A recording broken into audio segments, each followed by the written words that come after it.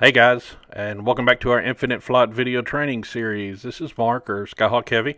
Today we're going to go over how to land the CRJ-900. Okay, so I'm starting off on the left downwind for the runway. Downwind, you want to be around 210 knots. As you turn base, you want to slow to around 190 knots, go to flaps 8. Once you turn final, slow down to about 160, 170 knots, go down to flap 20.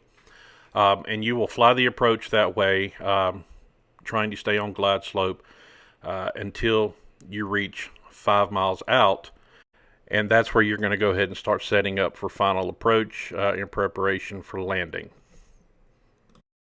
So around 5 miles out, you want to go ahead and configure the aircraft, slow it down to about 145 to 150 knots indicated.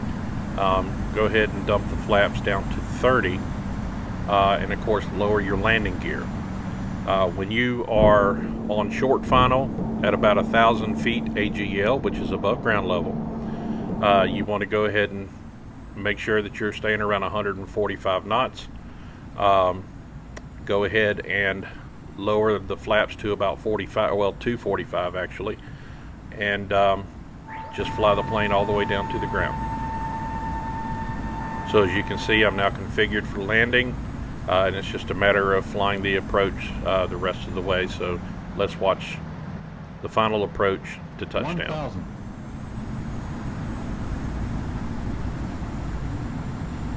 Now let me go ahead and make another note here that when you're flying final approach and you're trying to stay on glide slope, notice that I'm controlling it with the throttle and not pitching up or down so drastically.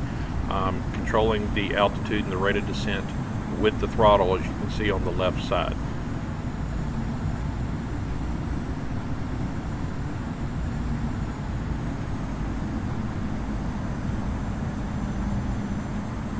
$500.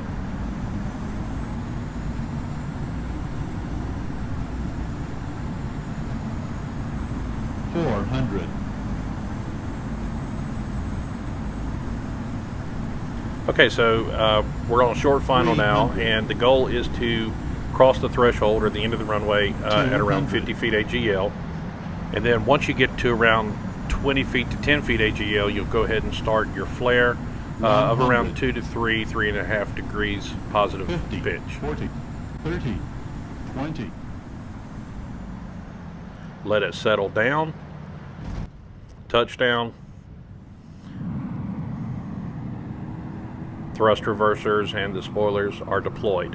One thing you will find to make it a little bit easier, as I mentioned in the takeoff as well as for the landing, the trim is essential. I typically use around 60% trim for both takeoff and landing in the CRJ series.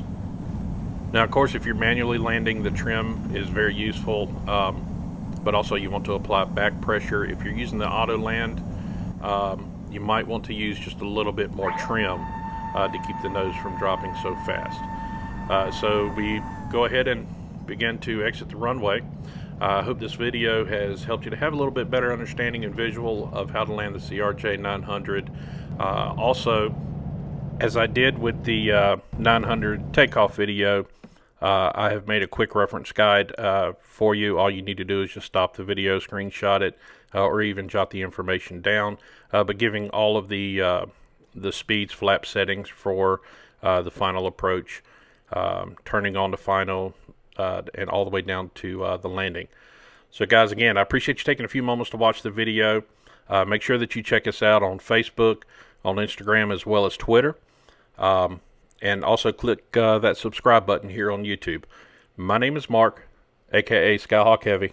Thanks for watching.